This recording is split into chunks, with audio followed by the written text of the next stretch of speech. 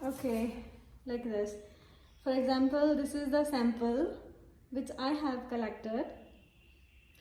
I'm putting the sample on this newspaper. Okay, I'm putting the sample on the newspaper like this.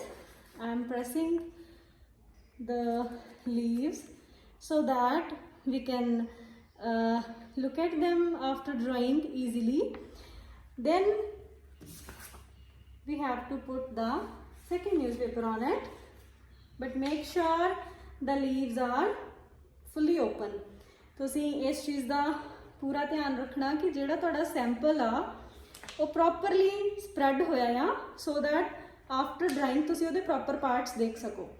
ਫਿਰ ਇਹਦੇ ਉੱਤੇ ਅਸੀਂ heavy weight ਦੇ ਕੇ and ਇਹਨੂੰ we have to keep it aside for 2 to 3 days and you have to check it in between so that you can make it sure ਕਿ ਤੁਹਾਡਾ ਜਿਹੜਾ sample ਹੈਗਾ ਆ ਉਹ ਪ੍ਰੋਪਰਲੀ ਸੁੱਕ ਚੁੱਕਾ ਆ।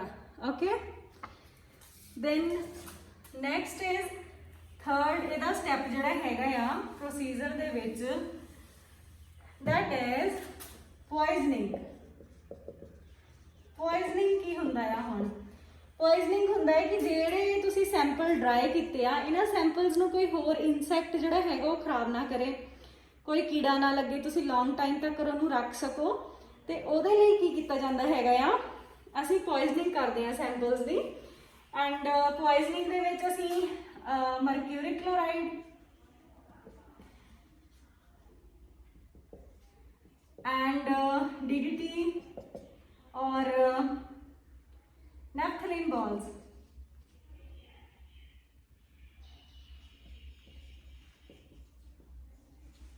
ਇਹ ਸਭ ਤੋਂ ਜ਼ਿਆਦਾ ਫੇਮਸ ਆ naphthalene balls ਕਿਉਂਕਿ ਈਜ਼ੀਲੀ ਅਵੇਲੇਬਲ ਹੁੰਦੀਆਂ ਆ। ਸ਼ਾਰਟ ਲੈਵਲ ਤੇ ਵੀ ਤੁਸੀਂ ਸਪੈਸੀਮਨਸ ਆਪਣੇ ਕੋਈ ਵੀ ਸਪੈਸੀਮਨਸ ਕਲੈਕਟ ਕਰਨੇ ਆ, ਵੈਦਰ ਐਨੀਮਲ ਇਨਸੈਕਟ ਸਪੈਸੀਮਨਸ ਹੈਗੇ ਆ ਜਾਂ ਪਲਾਂਟ ਸਪੈਸੀਮਨ ਹੈਗੇ ਆ, ਇਹ ਹਾਇਰ ਕਲਾਸਿਸ ਦੇ ਵਿੱਚ ਗ੍ਰੈਜੂਏਸ਼ਨ ਜਾਂ ਪੋਸਟ ਗ੍ਰੈਜੂਏਸ਼ਨ ਦੇ ਵਿੱਚ ਇਹ ਕਲੈਕਸ਼ਨਸ ਦਿੱਤੀਆਂ ਜਾਂਦੀਆਂ ਆ।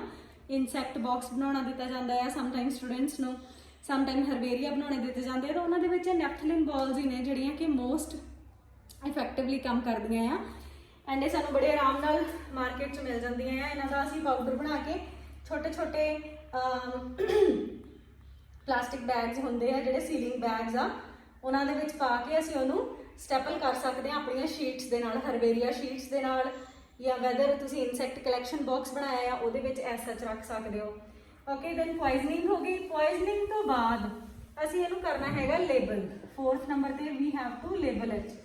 ਲੇਬਲ ਕਰਨ ਦੇ ਲਈ ਕੀ ਹੁੰਦਾ ਹੈਗਾ ਆ, ਜਿਹੜਾ ਸਾਡੇ ਕੋਲੇ ਪਲਾਂਟ ਆ, ਸਪੋਜ਼ ਇਹ ਪਲਾਂਟ ਆ ਤੁਹਾਡੇ ਕੋਲੇ, ਠੀਕ ਆ, ਇਸ ਪਲਾਂਟ ਨੂੰ ਤੁਸੀਂ ਕਿੱਥੋਂ ਕਲੈਕਟ ਕੀਤਾ ਸੀਗਾ? Place of collection, place of collection,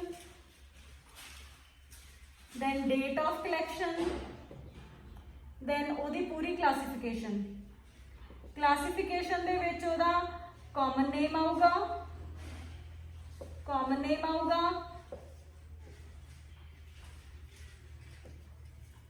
scientific ਨੇਮ ਆਊਗਾ, then ਉਹਦੀ ਫਾਈਲਮ, ਕਲਾਸ ਐਂਡ ਆਰਡਰ। ਠੀਕ ਆ, ਆਰਡਰ ਦੇ ਨਾਲ ਜੀਨਸ ਐਂਡ ਸਪੀਸ਼ੀਜ਼ ਅੱਗੇ ਆਉਣਗੀਆਂ, ਉਹ ਤਾਂ ਸਾਇੰਟਿਫਿਕ ਨੇਮ ਦੇ ਵਿੱਚ ਹੀ ਆ ਜਾਣੀਆਂ ਹੈਗੀਆਂ ਆ। ਐਂਡ ਇਹ ਚੀਜ਼ਾਂ ਅਸੀਂ ਜਦੋਂ ਉਸ ਪਲਾਂਟ ਨੂੰ ਰੱਖਦੇ ਹੈਗੇ ਆ ਲੇਬਲ ਕਰਕੇ, ਇਹ ਉਹਦੇ ਵਿੱਚ ਆਉਣਗੀਆਂ। ਓਕੇ, ਇਹ ਹੋ ਗਈ ਉਹਦੀ labelling. Then your herbaria is ready. Simple, it's very interesting activity if you people want to do in your spare time. ਅੱਜ ਕੱਲ੍ਹ ਹੁਣ ਲੋਕਡਾਊਨ ਜਿਹੜਾ ਹੈਗਾ, ਤੁਹਾਡੇ ਕੋਲੇ ਕੋਈ ਐਕਟੀਵਿਟੀਜ਼ ਨਹੀਂ ਹੈਗੀਆਂ ਕਰਨ ਦੇ ਲਈ, ਤੁਸੀਂ ਇਹ ਐਕਟੀਵਿਟੀ ਕਰ ਸਕਦੇ ਹੋ। You can make herbarias by your own. ਠੀਕ ਆ, ਤੁਹਾਨੂੰ ਮੈਂ ਪ੍ਰੀਵੀਅਸ ਲੈਕਚਰ ਦੇ ਵਿੱਚ ਲਿਵਿੰਗ ਵਰਲਡ ਦੇ ਵਿੱਚ ਸਾਰਾ ਕੁਝ ਸਮਝਾਇਆ ਸੀਗਾ ਕਿ ਸਾਨੂੰ ਟੈਕਸੋਨੋਮੀ ਦੀ ਕਿੱਦਾਂ ਜ਼ਰੂਰਤ ਪੈਂਦੀ ਹੈਗੀ ਆ, ਆਇਡੈਂਟੀਫਾਈਂਗ, ਕਲਾਸੀਫਾਈਂਗ ਐਂਡ ਨੋਮਨਕਲੇਚਰ ਦੇ ਵਿੱਚ। ਤੇ ਤੁਸੀਂ ਹਰਬੇਰੀਆ ਜਿਹੜੇ ਹੈਗੇ ਆ, these are a tool of we can say that these are the tool which we are using to identify the plants or animals.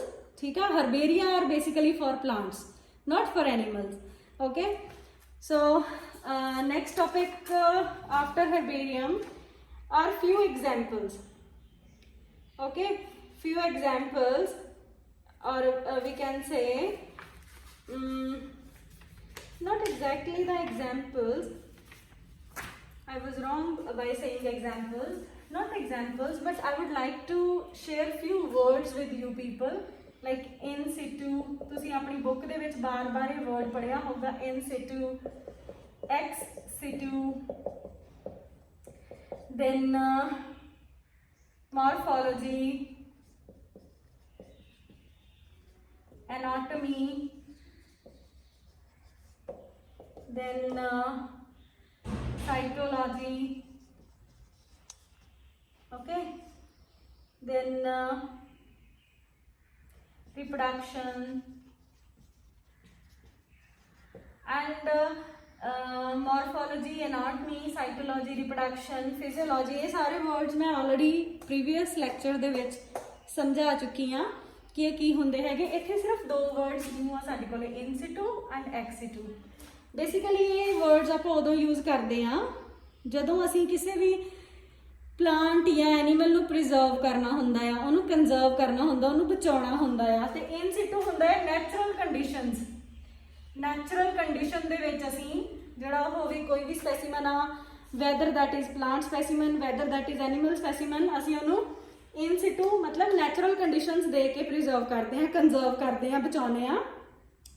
ਤੇ ਐਕਸ ਸਿਟੂ ਜਿਹੜਾ ਹੁੰਦਾ ਆ ਉਹ ਹੁੰਦਾ ਆਰਟੀਫਿਸ਼ੀਅਲ ਮੈਨ ਮੇਡ